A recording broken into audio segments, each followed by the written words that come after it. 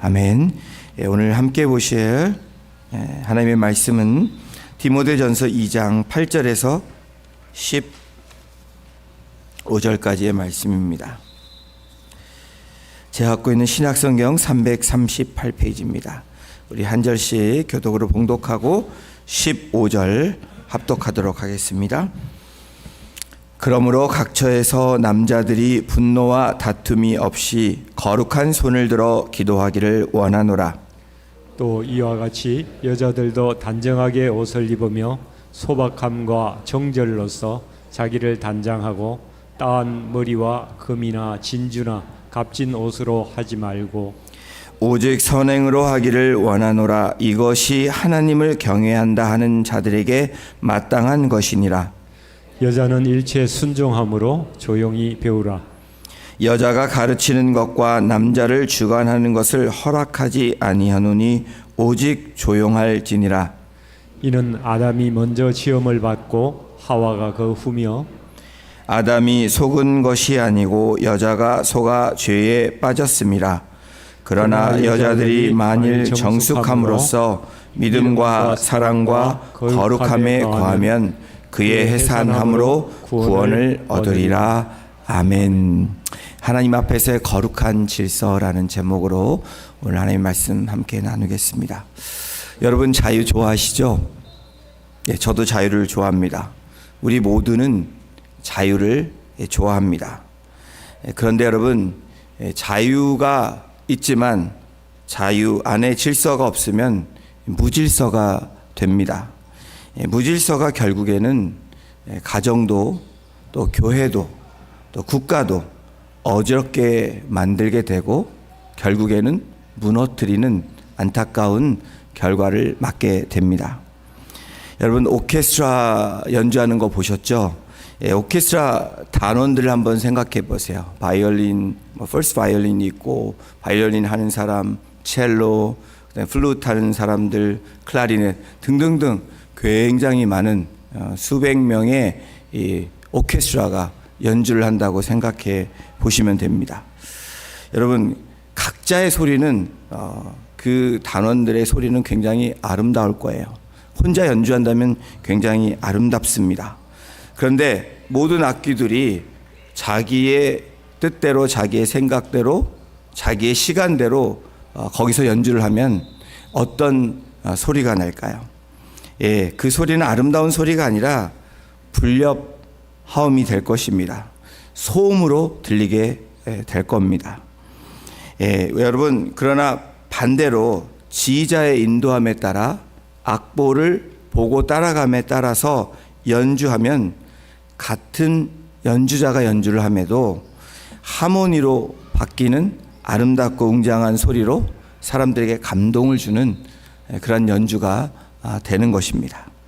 하나님께서 세우신 가정과 교회도 마찬가지입니다. 하나님의 형상대로 지음받았지만 우리 개개인이 다들 다른 모습을 갖고 있습니다. 같은 분 같지만 다 달라요. 지문이 다른 것처럼 여러분들을 바라보면 백인 백색이라는 말이 딱 맞는 것 같습니다. 우리가 각자 주님의 형상대로 지음받았지만 개성이라는 것을 갖고 태어났고 그 유니넥스 독특성을 갖고 태어났는데 여러분 이 각자의 생각과 주장으로 가정에서 공동체 안에서 자기의 소리를만 내면 공동체는 어떻게 될까? 또 사회는 어떻게 되고 국가는 어떻게 될까? 하모니, 화합이 아니라 여러분 소음, 혼돈으로 가게 되어 있다라는 겁니다. 민주주의와 법치주의는 서로 깊은 연관성으로 되어 있습니다. 민주주의는 국민이 주권을 갖는 것이 민주주의죠. 다수의 이 의사가 국가 반영에 반영되는 이 정치 시스템이 이 체제가 바로 이 민주주의입니다.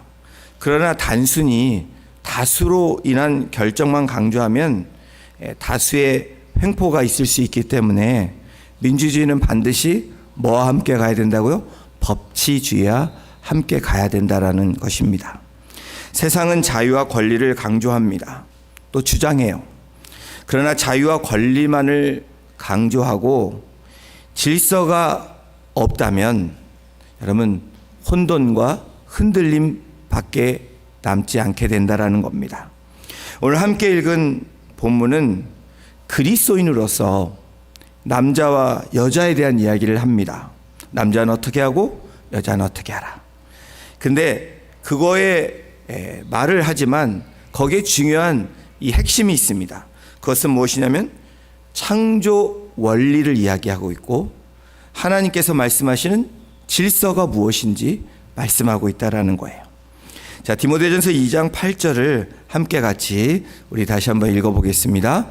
그러므로 각처에서 남자들이 분노와 다툼이 없이 거룩한 손을 들고 기도하기를 원하노라. 보통 그러므로라고 나오면 그 전절에 대한 결론으로 보는 것이 일반적인 우리들의 생각이지만 오늘 본문 여기에서 8절은 그러므로는 새로운 문장으로의 전환된 접속사로 보시면 좋을 것 같습니다. 디모데전서 2장 전반부에 지난주죠. 모든 사람을 이 위정자를 포함해서 모든 사람을 위해서 뭐 하라고요? 기도하라고. 그 기도 안에는 간구, 기도, 도고, 감사가 있다고 지난주에 함께 말씀을 나눴습니다. 그리고 바울은 8절에서 모든 사람을 위해서 기도하라. 근데 기도하는 사람을 특정 인물을 지어서 특정 이 대상을 말하고 있는데 그 대상이 누구냐면 남자들로 정하고 있습니다. 비록 남자들로 본문에 말하고 있지만 그렇다고 여자분들이 기도하지 말라라는 뜻이 아님을 여러분 분명히 아셔야 됩니다. 당시에 남자들이 회당에서 기도를 했던 대표 기도를 했던 관례를 생각해 보면 전혀 생소한 것이 아니지만 이 남자와 여자와 이 대조를 이루기 위해서 각처에서 남자들이 기도하기를 원하노라라고 바울이 이 서신을 통해서 지금 전달하고 있습니다. 바울은 그 당시 에베소 교회의 질서를 염두에 두었기 때문에 이 서신을 보낸 겁니다. 공적인 예배에서 준수해야 될 그 규범들, 룰에 대한 것들을 권면하고 있기 때문입니다. 그렇다면 남자들이 기도하기 위해서 요구되는 이 태도, 마음 자세는 무엇일까? 제가 말씀드렸죠. 남자들이 당연히 그런 마음을 갖고 해야 되지만 여자들도 당연히 이 마음을 가져야 된다는 거예요. 구분은 없지만 왜 남자들이 먼저 나왔는지는 창조의 원리라는 거죠. 이 마음 자세 첫 번째는 분노와 다툼이 없어야 한다라고 말하고 있습니다.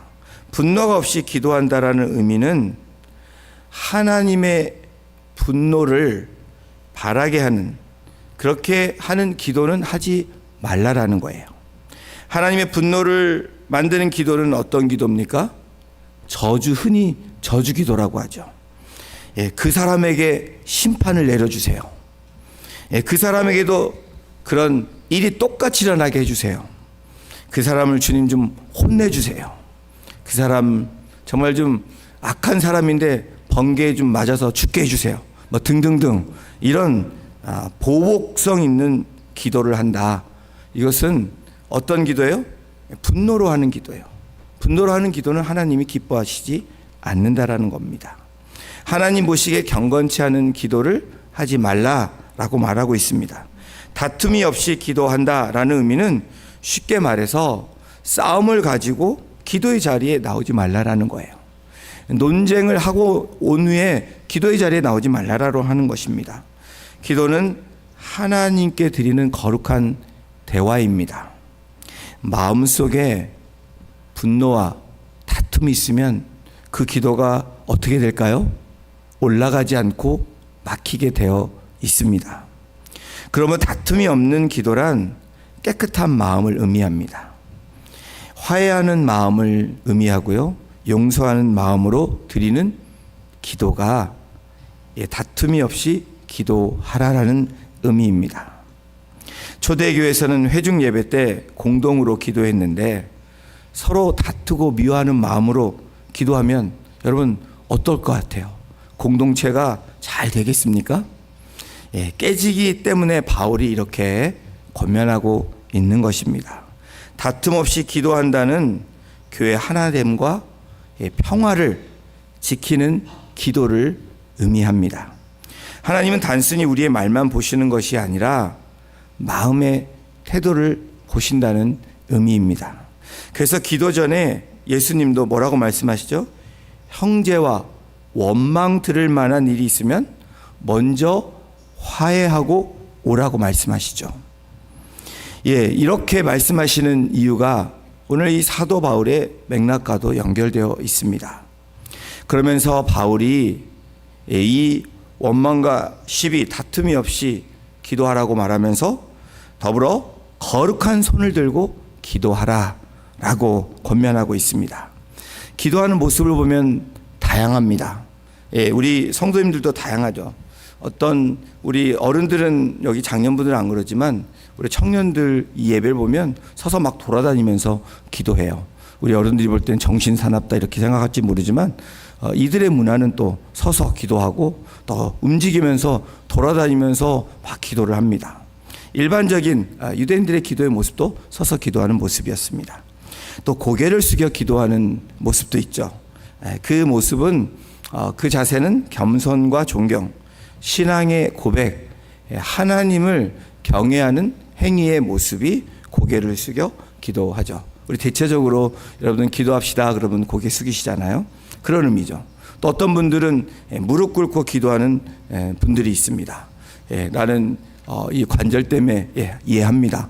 그런데 이제 무릎을 꿇는다 이 의미는 간절한 기도의 자세를 말하는 거예요. 또 더 나아가서 얼굴을 땅에 대고 엎드리는 기도. 더 간절함이죠. 죄를 자복할 때 더 간절한 마음으로 기도할 때 무릎과 무릎 사이에 얼굴을 대고 땅에 대고 기도하는 모습. 에스라 선지자가 그랬고요. 누가복음 18장에도 이 모습이 땅에 엎드려 기도하는 모습이 나옵니다. 또 다른 기도가 있다면 하늘을 향해 기도하는 모습. 여러분 하늘 향해서 기도하신 적 있으세요? 아닌 척 하시는데 가끔씩 이렇게 산도 보고 기도하시고 하늘 보고 기도하시죠. 이 기도의 모습은 하나님의 영광을 구하는 기도. 조금 여러분 내가 마음에 찔리고 제가 되는데 하늘 보고 우리가 기도 잘 안 하잖아요. 그렇죠? 고개를 숙이잖아요. 하늘 본다라는 것은 하나님의 영광 이런 의미죠. 교회 주일학교 전도사님이 캐비넷 비밀 번호를 까먹었습니다. 생각이 안 나는 거예요. 그래서 이 담임 목사님 방에 노크를 하고 목사님에게 요청을 합니다. 목사님이 이 전사님의 요청에 따라 이 교육관에 있는 방에 들어가서 우리 교회 얘기 아닙니다, 여러분. 들어가서 캐비넷 앞에 서게 됩니다. 그리고 이 하늘을 향해서 몇 번씩 이렇게 보는 마치 하늘 향해서 기도하는 듯이 쳐다보더니 캐비넷 문을 열기 시작하는 거예요. 문이 열렸을까 안 열렸을까요? 문이 열렸어요. 여기 이 광경을 지켜본 전사님이 경이로운 모습을 본 겁니다. 그래서 놀라움과 경이로운 눈빛으로 목사님께 다음과 같이 말을 해요. 목사님, 하늘을 보면 하나님께서 번호를 알려주시나요? 이 목사님이 전도사님 말을 듣고 무척 당황한 나머지 다음과 같은 대답을 합니다. 전도사님, 캐비넷 비밀번호가 천장에 적혀 있잖아요. 이렇게 말했다고 합니다. 우리의 기도의 모습은 다릅니다. 여러 가지 모습으로 기도할 수 있어요. 근데 오늘 본문에서 바울은 뭐라고 얘기하냐면 손을 들고 기도하라라고 얘기합니다. 단순히 손을 들고 기도하는 것을 넘어서 거룩한 손을 들고 기도하라라고 말하고 있습니다. 권면하고 있어요. 거룩한 손을 든다는 것은 기도하는 사람의 영적인 상태, 이 태도에 관한 것을 말하는 겁니다. 우리가 기도할 때 부정한 것과 단절된 상태, 이것이 거룩한 모습이죠. 또 부정한 행위로 말미암아 더럽혀지지 않는 상태로 나오는 것이 거룩입니다. 정결하고 성결하고 이런 모습이 거룩한 모습으로 기도하는 거예요. 그냥 손만 든다고 거룩해 주는 것이 아니라 우리의 상태를 말하는 거죠. 이와 같이 남자들 향해서 거룩한 손을 들어 기도하라 라는 것은 공동으로 대표하는 그 초대교회의 컨텍스트도 말할 수 있지만 오늘날 우리들에게 적용되는 게 뭡니까? 남자들이 먼저 창조의 질서에 따른 남자들이, 가정의 남자들이, 또 교회의 남자들이 공동체 안에서 정결함과 성결함과 깨끗함으로 두 손 들고 기도하는 남자들에게 지금 권면하고 있는 거예요. 영적으로 가정과 교회가 평안과 연합으로 세워지기 위해서는 어떻게 해야 된다고요? 거룩한 손을 들고 나오는 남자들이, 아버지들이 가정에서 시작하고 공동체에서 리더들이 시작할 때 어떠한 결과가 나올 거라고 여러분 예상을 하십니까? 하나님의 놀라운 은혜들이 부어지기 시작합니다. 깨어졌던 모습이 어떻게 돼요? 화합되는 모습으로 되어집니다. 아파했던 상처들이 치유되는 역사가 일어나는 거예요. 이것이 남자들을 향해서, 리더들을 향해서 말씀하고 있는 말씀입니다. 남자가 공적인 예배의 모습이 거룩한 손을 들고 가정에서 공동체의 그런 초대교회의 모습으로 말했다면, 초대교회에서 여자는 또한 어떻게 해야 되는지에 대한 말씀도 해주시는데 그것이 2장 9절에 말씀하고 있습니다. 우리 2장 9절도 함께 같이 여성들만 한번 읽어보실래요? 시작.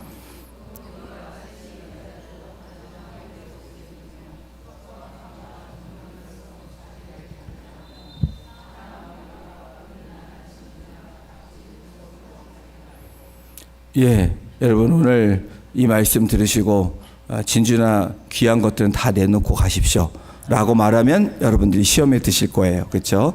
여자들의 태도, 이 모습에 대해서 뭐라고 얘기하냐면 단정하게 옷을 입으라 라고 얘기해요. 그리고 소박함과 정절로서 단정하게 나오라고 말하고 있습니다. 주로 복장과 외모에 대한 외적인 면에 집중되어 있다는 것을 알 수 있습니다. 왜 이렇게 얘기했을까? 남자들과 달리 그 당시의 여성들의 모습들을 보면 알 수 있습니다. 옷과 치장에 대해서 언급하였다면 그 당시에 에베소나 그 문화들이 어땠을까? 화려한 치장과 이 주얼리, 이 보석들, 장식들을 하고 사람들이 나온 모습들이 있었을 거라는 거예요. 이유는 여성들이 또한 외모에 관심이 많다라는 것을 알고 있기 때문에 얘기하는 겁니다. 여러분 과거만 그렇습니까? 요즘도 우리 여성들은 오늘 이렇게 얼마나 이쁘게 하고 나오셨는지 모르겠어요. 근데 제가 좀 이따 말씀드리지만 이쁘게 하기 위해서 얼마나 많은 시간을 투자했는지도 제가 잘 압니다. 이 외모를 가꾸지 말라, 치장하고 나오지 말라라는 이 컨텍스트가 아니라 오늘 우리에게 주시는 말씀은 뭐예요? 하나님 앞에서 외적인 아름다움, 이것도 중요한 우리의 요소지만 더 중요한 것은 내적 경건함에 힘쓰기를 바라는 바울의 이 서신의 마음이 있습니다. 사실 바울이 금하고 있는 그러한 모습들은 여러분 그 당시 2000년 전에 어떤 모습이냐면 이방 세계 부유층 여성들이 그렇게 하고 있었습니다. 또 매춘부들의 모습이 그랬다라는 거예요. 당시 여성들은 머리를 리본과 각종 장식으로 화려하게 꾸미고 다녔습니다. 특히 이 몸을 파는 이 매춘부들은 값비싼 이 의복에 금이나 진주, 보석 등으로 온몸을 치장해서 남성들을 유혹하는 그런 사회적인 현상이 있었기 때문에 그리스도인들에게, 성도들에게 지금 바울은 권면을 하고 있는 거예요. 그렇다면 하나님을 경외하는 이 여성들은 자신을 어떻게 그렇게 해야 될까? 이 단정하게라는 이 단어가 이 눈에 들어왔습니다. 이 단정하게라는 이 원어를 찾아보니까 코스미오스라는 단어였어요. 질서를 의미하는 이 코스모스의 형용사인데 바로 여러분 오늘 아까 제가 말씀드렸던 여성들의 코스메릭, 이 화장이라는 이 단어가 바로 여기에서 유래된 겁니다. 그래서 제가 기본 화장법을 한번 찾아봤습니다. 그랬더니 굉장히 많더라고요. 한 6가지로 이렇게 되어 있더라고요. 피부 준비를 위해서 먼저 얼굴을 깨끗이 씻는데요. 깨끗하게 세안을 하면 우리 남자들은 그냥 로션 한번 딱 바르면 되잖아요. 근데 토너도 바르고 에센스도 바르고 로션도 바르고 크림으로 피부를 촉촉하게 한다라는 거예요. 맞죠? 그 다음에 피부 보호 화장 지속력을 위해서 밖에 나갈 때 낮에 선크림을 바른다고 합니다. 거기서 남자들은 끝. 그렇죠? 근데 여자들은 그 다음에 메이크업을 하잖아요. 그래서 베이스 메이크업을 하는데 프라이머, 파운데이션, 쿠션을 바른다고 해요. 피부톤을 균일하게 하기 위해서. 그 다음에 컨실러라는 잡티, 다크서클을 가리기 위해서 그것도 한대요. 그다음에 파우더, 유분 잡기 지속력을 강화하기 위해서 한다고 합니다. 거기서 끝나는 게 아니라 그 다음에 눈 화장으로 간대요. 아이 메이크업을 하는데 아이브로우도 하고 아이섀도우도 하고 아이라이너도 하고 우리 남자들은 외우지도 못합니다. 그렇죠? 마스카라도 하고 이게 이제 눈 화장이 딱 끝나는 거예요. 그 다음에 가면 볼 화장을 한대요. 블러셔라고 미소 지을 때 나오는 광대 부분을 가볍게 발라 생기를 부여한다. 그 다음에 이게 끝나는 게 아니고 쉐딩을 한대요. 얼굴 윤관, 턱선, 콧대 음영, 하이라이터. 그 다음에 마지막 립스틱을 바른대요. 립밤으로 보습하고 틴트, 립스틱으로 색감을 표현한다. 그라데이션 립을 안쪽 진하게 바깥쪽 자연스럽게. 제가 찾아보니까 이래요. 그래서 우리 여성들에게 존경을 표합니다. 이 많은 것들을 하고 아름다움을 표출하기 위해서 오신 여성분들을 존중합니다. 그렇게 하지 말라라는 게 아니라 여러분 화장에도 질서가 있잖아요. 순서가 있잖아요. 마찬가지라는 거예요. 신앙 있는 여성에게 중요한 모습은 여러분 우리가 이만큼 드리는 시간만큼 내적인 우리 외모에 치중하는 것도 중요하지만 내적인 이 성숙을 기하는 여성들이 되라라고 사도 바울이 말하고 있는 거예요.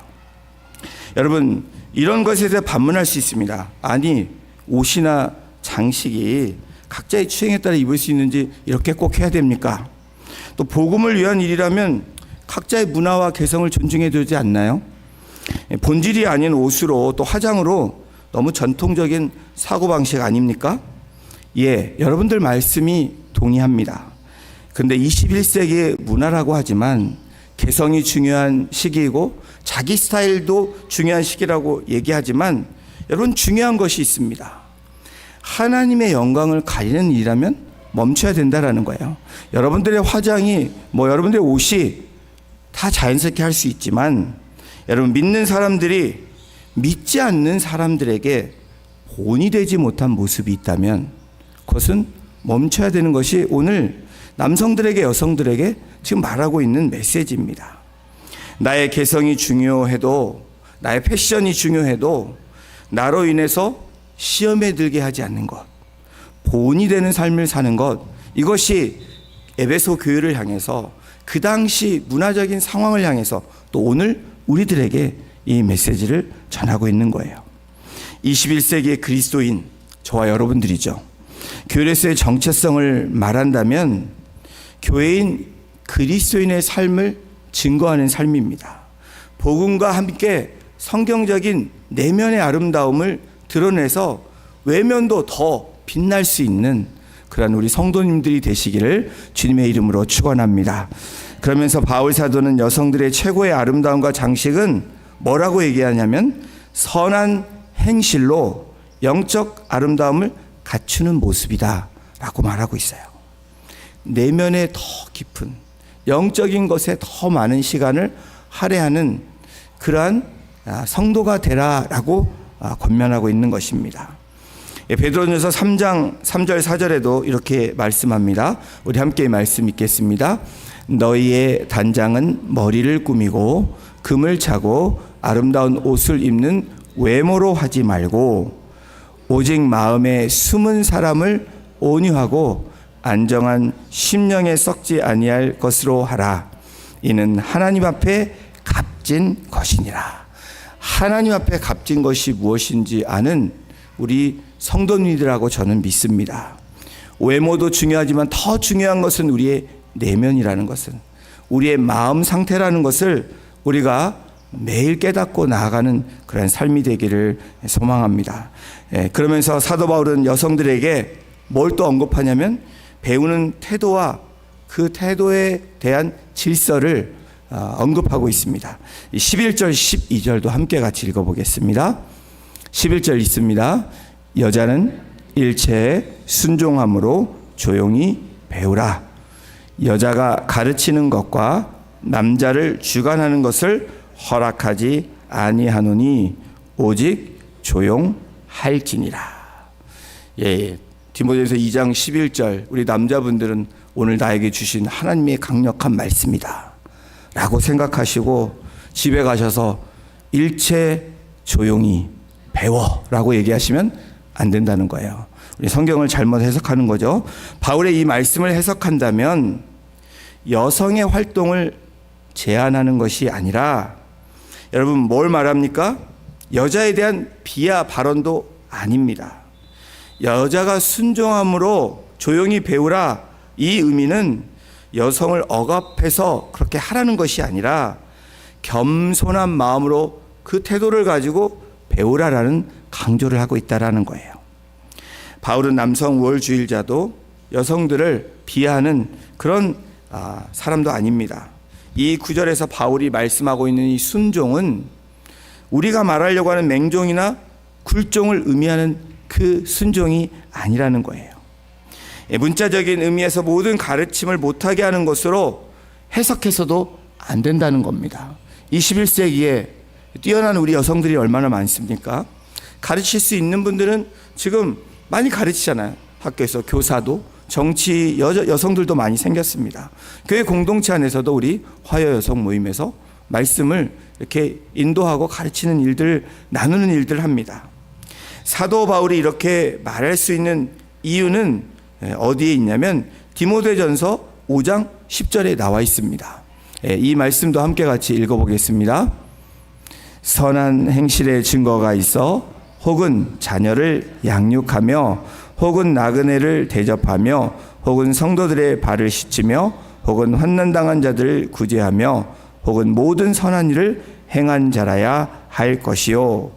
바울은 교회에서 여성들의 사역, 여성들이 가르치는 것을 완전히 배제시킨 게 아니라 그 당시에서도 디모데전서 5장, 나중에 디모데전서 나오는데 선한 행실의 증거가 있다라고 말하면서 여성들에게 뭘 말합니까?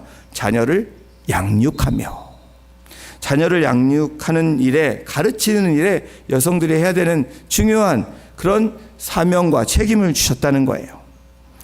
구약에서도 신약에서도 성경은 위대한 여자 선지자 드보라도 나오게 되고요. 또 이 나라를 구한 이 에스더 왕비도 나옵니다. 여러분, 신약에서는 빌립의 딸들과 같이 예언 사역으로 또 귀한 그런 성령의 사역을 한 여성들이 또 구제 사역을 하고 또 이렇게 사도 바울을 돕는 그런 동역자의 모습들이 굉장히 많이 나옵니다. 그렇다면 사도 바울이 한 말씀의 진정한 의미가 뭘까요? 역사적인 배경, 시대적인 상황들을 우리가 살펴봐야 될 필요가 있는데, 그 당시 여성들은 어떤 존재들이었냐면 남자들에게 종속되어 있습니다. 디펜더한 이 여성들이었다라는 거예요. 과거의 모습은 그렇습니다. 이것은 여성을 억압하기 위한 말씀이 아니라 그 시대에 복음을 들은 여성들이 막 배움의 기회를 얻었는데, 먼저 배웠는데 그 배움이 겸손한 배움으로, 성숙한 배움으로 하라라고 권면하고 있다라는 거예요. 여러분, 이 말씀은 남자든 여자든 지금 이 시대 21세기를 살아가는 우리들에게 필요한 말씀입니다. 우리가 하나님 말씀 앞에 겸손하게 서야죠. 그 말씀에 철저하게 순종해야 됩니다. 여러분, 순종하는 삶은 그 겸손함으로 말씀을 받은 사람들의 삶으로 나타나는 결과입니다. 사도 바울은 남성의 리더십과 여성의 순종에 대한 근거로 오늘 이 본문 이 후반부에 창세기에 기록된 이 창조와 이 타락에 대해 언급하고 있습니다. 그리고 질서에 대해서 말하고 있어요. 우리 13절 14절도 함께 같이 읽어보겠습니다. 이는 아담이 먼저 지음을 받고 하와가 그 후며 아담이 속은 것이 아니고 여자가 속아 죄에 빠졌습니다. 본절의 말씀은 남자 여자의 우열이 아니고 창조의 선후 관계에 관한 거라는 거예요. 창조에 누가 먼저 만들어졌냐를 보시라는 거예요. 사도 바울도 그 창조의 하나님의 목적대로 남자들에게 권면하는 말씀이 있고 여자들에게 권면하는 말씀이 있는 것입니다. 바울은 14절에도 보면 하와가 죄에 빠졌다라고 하면서 이 단어를 의식적으로 의도적으로 선택하여 사용하고 있는데 그 단어가 일반적인 죄를 의미하는 헬라어 단어 이 하마르티아라는 단어를 쓰지 않았다라는 거예요. 대신에 어떤 단어를 썼냐면 파라바시스라는 단어를 썼는데 이 단어의 뜻이 의미가 궤도를 이탈했다라는 거예요. 자, 다시 창조의 이 타락, 창조와 이 타락의 이 창세기의 말씀을 보면 하나님께서 질서 있게 창조하셨습니다. 그런데 인간이 타락해요. 어떻게죠? 여자가 유혹에 넘어갔다라는 거예요. 그것이 뭐라고 말합니까? 파라바시스. 궤도를 이탈해서 죄를 짓게 한 책임이 누구예요? 아담이라는 거예요. 여러분, 사도 바울은 13절에 아담의 대표성에 근거하여 유혹을 받은 것은 하와, 여자이지만 아담이 범죄했다라고 말합니다. 아담이 범죄 안 했다고 말하는 것이 아니라 범죄한 것은 아담이라는 거예요. 누구의 책임이에요? 가장의 책임이라는 거예요. 남자가 있다면 남자의 책임인 거예요. 우리 가정에서 또 공동체에서 리더의 책임인 거죠. 오늘 본문에 말씀하고 있는 남자와 여자가 여러분 어떤 의미로 말하고 있습니까? 창조의 질서, 바로 질서의 하나님의 이야기를 하고 있는 것입니다. 성경 말씀에 근거해서 우리가 그 질서를 잘 유지하면 하나님께 세우신 가정, 하나님께 세우신 공동체가 건강하고 온전하게 갈 수 있다라는 교훈을 주고 계시는 거예요. 그런데 소위 여성 신학을 한다는 분들이 다음과 같은 반론을 펴기도 합니다. 맞는 말도 있고 틀린 말도 있어요. 남성은 뭘로 만들어졌죠? 흙으로 지어졌대요. 동의.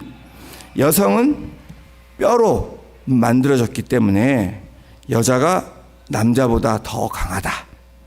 이렇게 주장하는 분들이 있다라는 거예요. 또 여러분 이 버전 1, 버전 2 이렇게 나오다 보면 버전이 업그레이드 되잖아요. 전화기도 마찬가지고 나중에 나온 프로그램이 버전이 더 좋기 때문에 남자보다는 여자가 더 우월할 것이다. 업그레이드해서 나왔다는 거예요. 또 심지어 아담은 그저 주어진 이 말씀에 순종하는 사람이었기 때문에 이 뱀이 사단이 여자에게 왔다라는 거예요. 대신 여자는 선악과를 따먹은 만큼 호기심이 있는, 남자는 단순하지만 여자는 호기심이 많고 모험심까지 갖추었다라는 거예요. 그래서 여성들이 더 우월하다, 월등하다, 비교해 볼 때 이렇게 이야기를 하는 분들이 있습니다. 그러나 여러분 뭐라고 말합니까? 디모데전서 2장 15절에 이렇게 말합니다. 이건 성경적인 말씀입니다. 함께 읽겠습니다. 그러나 여자들이 만일 정숙함으로써 믿음과 사랑과 거룩함에 거하면 그의 해산함으로 구원을 얻으리라. 여러분 오늘 본문에서 우리에게 주시는 이 레슨이 교훈이 무엇입니까? 한마디로 질서와 조화라는 거예요. 누가 우월하는 것을 말하는 게 아닙니다. 누가 먼저고 나중이라는 것을 말하고 있지 않아요. 나에게 주어진 책임, 나에게 주어진 이 부르심에 하나님의 질서에 맞게 성경의 말씀대로 살아가는 것, 그것이 하나님이 가장 기뻐하시는 거라는 거예요. 그렇게 되어질 때, 이 질서를 이루어질 때 이 하모니가, 조화가 이루어진다라는 것을 이 창세기에서 하나님의 창조의 역사로부터 시작되었다라고 사도 바울은 이 근거를 지금 이야기하고 있는 거예요. 남자는 남자대로, 여자는 여자대로 각자 받은 위치로 돌아가는 것, 이것이 하나님이 가장 기뻐하시는 겁니다. 여러분, 그냥 이 성경 이 문자대로 여자들은 조용히 해야 되고 여자들은 그저 순종해야 되고, 이런 의미로 남자들이 주장한다면 그럼 남자들은 어떻게 해야 됩니까? 우리가 모범이 돼야 되죠. 하나님 앞에 먼저 이끌 수 있는, 이 거룩한 손을 들고 나올 수 있는 우리의 준비된 모습이 있어야, 여러분, 그런 말들이 더 힘이 있고 능력이 있는 것입니다. 이 말씀이 잘못된 것이 아니라 우리의 마음의 태도고 우리의 모습의 행함이라는 거예요. 사랑하는 성도 여러분, 오늘 말씀을 보면 사도 바울은 교회 남자와 여성들을 향해서 각자의 자리로 돌아가기를 권면합니다. 창조의 목적대로 돕는 모습이 있고 이끌어가는 그 리더십이 우리 가정 가운데 있어야 되고 공동체에서도 그런 모습이 있어야 된다는 거예요. 그러므로 남자들은 먼저 화평한 가운데 기도하기를 힘써야 돼요. 이 시대는 남자들이 더 기도를 안 하는 게 맞기 때문에 어쩌면 이 말씀이 더 맞을 수도 있습니다. 다툼과 분쟁은 남자들이 더 다툼을 덜 하는 것 같아요. 여성들이 조그만 일에도 마음이 상해서 마음의 다툼이 일어나는 일들이 많이 있습니다. 이 시대가 바뀌었고 우리의 모습이 다 다르기 때문에 이 말씀을 남자와 여자로 구별하는 것이 아니라 그리스도인으로서 하나님의 질서, 그리고 그것을 통해서 조화를 이루어 나가는 것이 오늘 우리에게 주시는 생명의 말씀이고 하나님의 말씀이라는 거예요. 사랑하는 성도 여러분, 오늘 이 말씀이 나에게 어떤 도전이 되십니까? 나는 이 말씀을 듣고 어떤 행함으로 나아가기를 원하십니까? 오늘도 나를 부르신 하나님, 그 부르심에 우리 모두가 거룩한 두 손 들고 나오는 주의 거룩한 백성들이 되기를 주님의 이름으로 축원합니다. 더불어서 이 남자들이 정말 우리 가정에서, 교회에서 앞장서서 기도하는 거룩한 손을 들고 기도하시는 한 분 한 분 되시기를 주님의 이름으로 축원합니다. 또 우리 여자분들에게 권면하고 부탁을 드립니다. 단정함으로, 지금 이 아름다운 모습처럼 내면이 더욱더 단단해지고 믿음으로, 그리고 오늘 15절에 있는 말씀으로 믿음과 사랑과 거룩함으로 나오셔서 정말 이 구원에 이른 놀라운 은혜를 나누어 줄 수 있고, 가정에서, 공동체에서, 또 이웃에게 그러한 돕는 손길로 나아가시는 우리 여성분들이 되시기를 주님의 이름으로 축원합니다. 우리 다 같이 기도하시겠습니다. 하나님, 감사합니다. 오늘 말씀을 통해서 우리가 어떤 모습으로 나가야 되는지, 귀 있는 자는 들을지어다라고 말씀하시는 하나님, 영적인 귀가 열려지고 말씀에 우리가 도전이 되었던 그 찔레면 말씀이 있다면 오늘 그 말씀을 묵상함으로 이번 한 주간 그렇게 살아내는 은혜가 우리 삶 가운데 일어나기를 주님 소원합니다.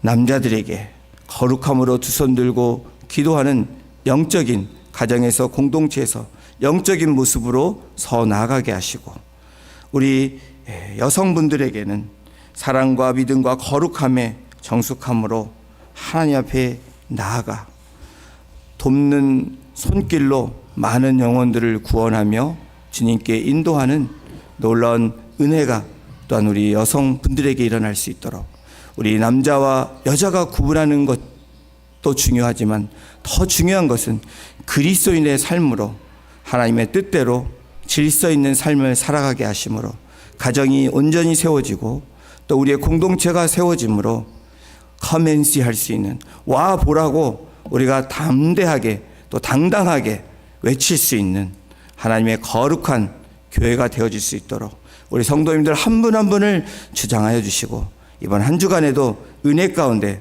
하나님의 그 의로운 손으로 붙잡아 주시고 인도해 주시기를 간절히 간구하며 우리를 사랑하시는 예수님의 이름으로 감사하며 기도드렸습니다. 아멘. 우리 다 같이 일어나셔서